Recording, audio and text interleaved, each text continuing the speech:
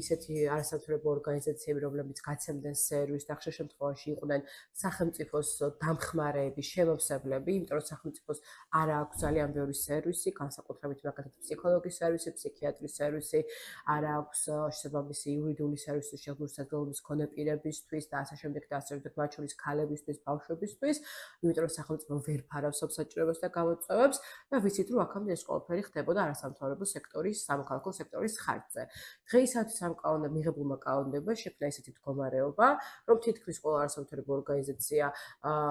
განიცდის რესურსების ნაკლებობას და ადამიანები, რომლებიც უფასოდ იღებდნენ ისეთ მნიშვნელოვან სერვისებს, როგორც უკვე გითხარით, არის ფსიქოლოგის სერვისი, იურისტის სერვისი და ასე შემდეგ, ფაქტობრივად ეს ადამიანები რჩებიან ამ სერვისის გარეშე. ჩვენ ორგანიზაციას ჰქონდა შესაძლებლობა, რომ სოციალურ-მუშაკებისთვის ჰქონდეს სერვისი, როგორც ფსიქოლოგის სერვისი, ინდივიდუალური ასევე ჯგუფური თერაპიები,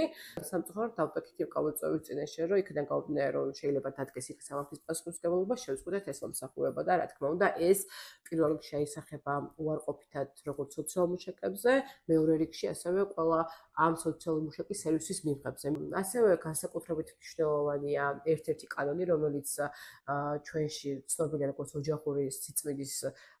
დაცვის კანონი და ეს კანონი არაგვაძლევს იმ შესაძლებლობას, რომ ადამიანებს დავეხმაროთ ისე, როგორც ეს საჭიროა, თუნდაც მაგალითად ტრანსგენდერი ადამიანების შემთხვევაში სახელმწიფო ეს ადამიანები მთლიანად გააქრო, შეიძლება ითქვას, ჩვენი მუშაობის სფეროდან. მნიშვნელოვანია ასევე ისიც, რომ გრძელვადიან პერსპექტივაში კიდევ და კიდევ უფრო მეტად გააუარესდება სიტუაცია, იმიტომ რომ მაგალითად ის სერვისები, რაც ახლა არსებობს, ძალიან დიდი კითხვის ნიშნის ქვეშ არის, შეიძლება თუნდაც მაგალითად ისეთი დამხმარე სერვისები, როგორც იყო